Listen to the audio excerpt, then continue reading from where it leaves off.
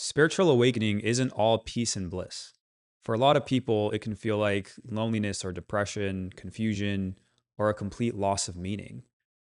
I want to talk about this darker side of awakening, but not dark as in evil or bad or anything like that. Just dark as in the parts that are more uncomfortable or the parts that we don't shine light on too often. The loneliness, the anger, the confusion, the thinking we're going crazy. I'm here to tell you, you're not going crazy. There's nothing wrong with you. It's just that as we start to unpack the things that we've kept away and pushed down for years or even decades in my case, it can feel chaotic as we start to let things flow again out of the backpack that we've been carrying. Hey guys, my name's Andre, and for years I actually faced my own journey alone. I was searching for answers. I was reading the books. I was looking for tools and hired the gurus. And I repeatedly found myself coming back to this idea that I guess I'll figure this out on my own. And so I did. And now I coach others through their journeys. But look, I'm not a therapist and I'm not here to sell you or pitch you anything in this video. I'm just a software developer who figured out how to debug his own brain. And so if you're anywhere like I was, you're looking for answers, you're reading the books or watching the videos, you know that there's a better life for you on the other side of whatever this is. So I want you to know that the darkness might feel uncomfortable, but it's not a detour. It's actually a sign that you're going in the right direction. So a lot of people might paint the picture that spiritual awakening is peaceful or this event that happens or some retreat you can go do down in South America or you feel this snake go through your body and then you're awake. And that's just not reality. You see, there's a fire between where you are and where you want to be. And the only way to get there, the only way out is through. It's like that saying, right? If you're going through hell, keep going.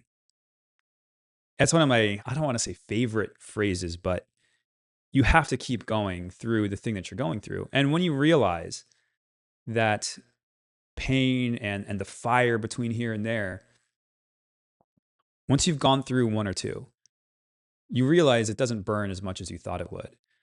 You start to learn and realize that the fire is the way. The obstacle is the way. The fear is the way. The pain is part of your compass. And at the beginning of your journey, where there's loneliness, confusion, fear, anger, frustration, these are all signs that you're starting to walk the path in the direction that's going to get you to the other side. For example, in my own case, in my story, I had a very loud mind and inner critic.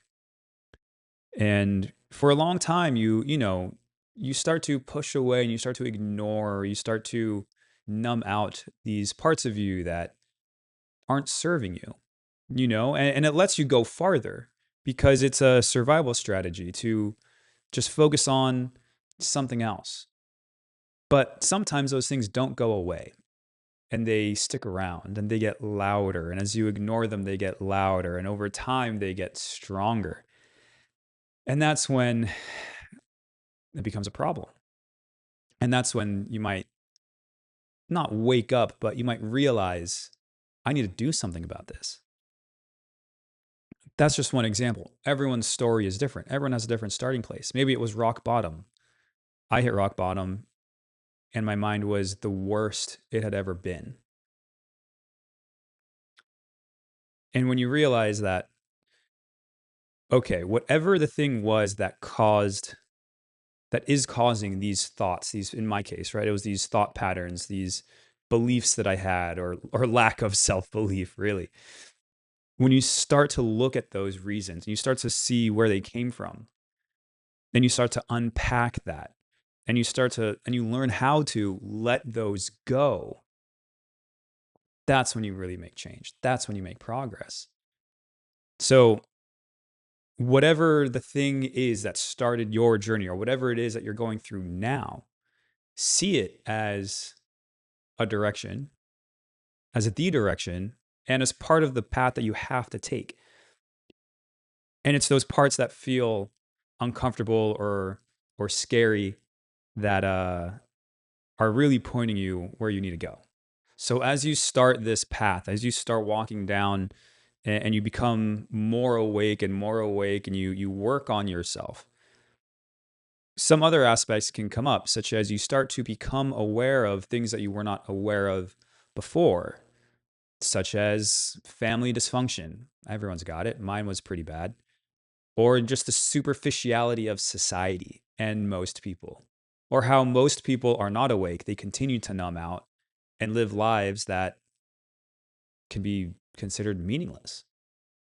You start to see these things that you didn't see before, and that in and of itself can bring on more confusion, more frustration, right? More sense of hopelessness. And so then those emotions are things to work through as well, those feelings, those sensations. So you get to the point of realizing something, and then the act of realizing it kind of is the next step of the thing to work on, right? It's all part of the process, guys. It's okay.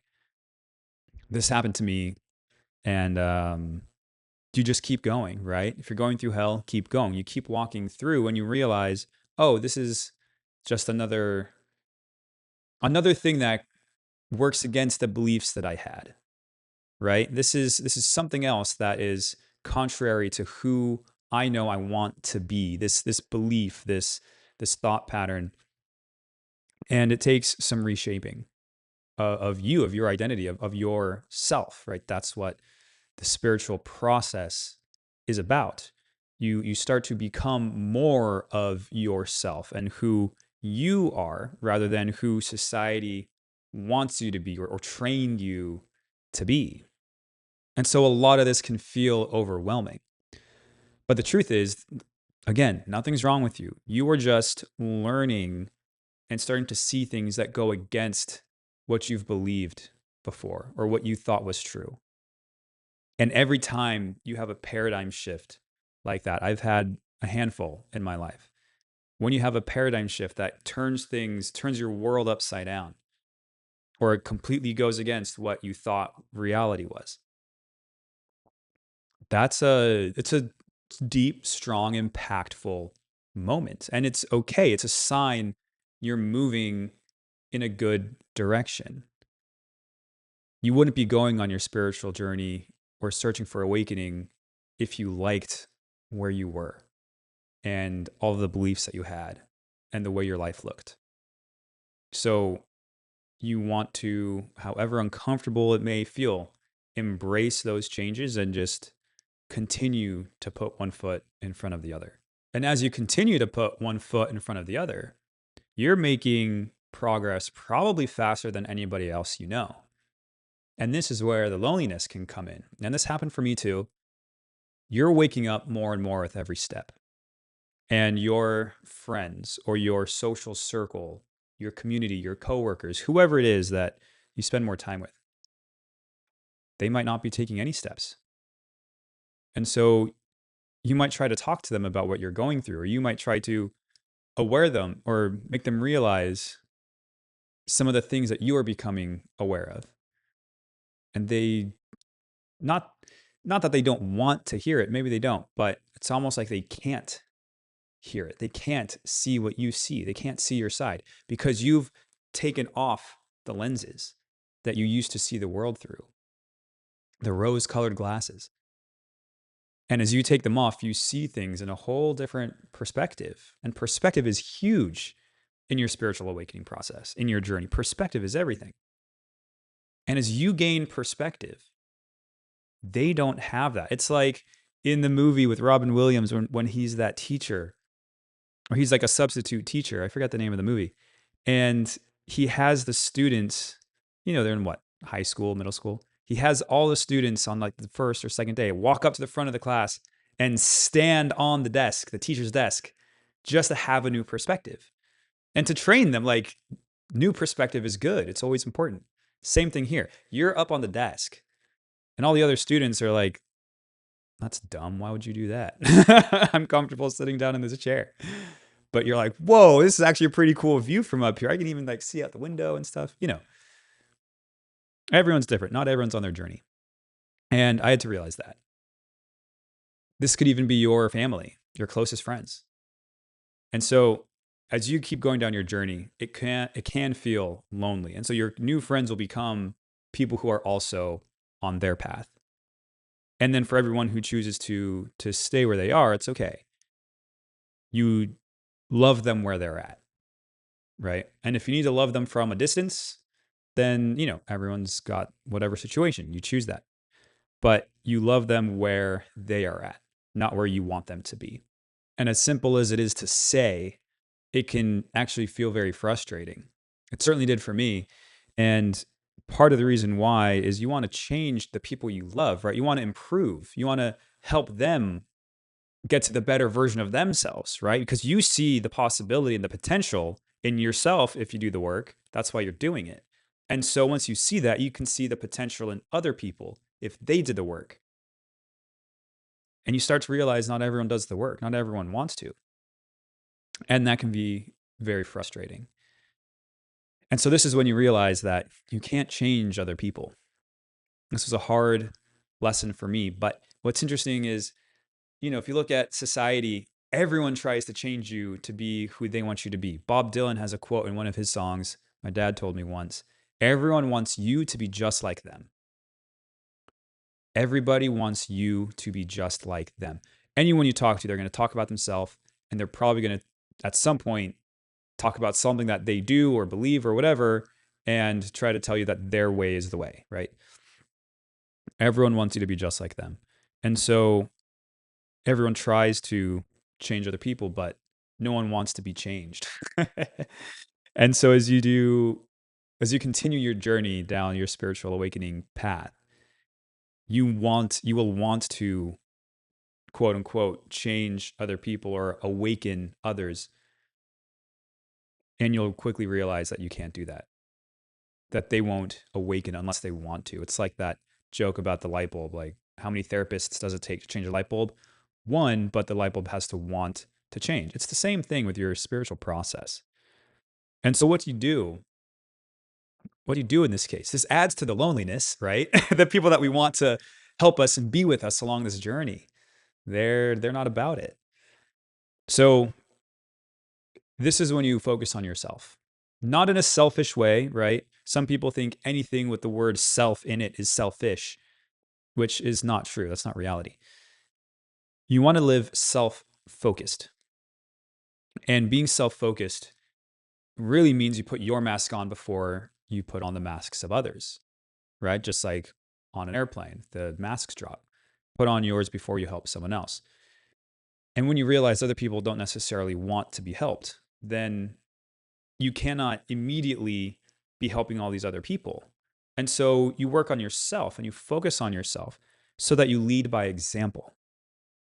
And as you lead by example, that can be inspiring for someone else to awaken.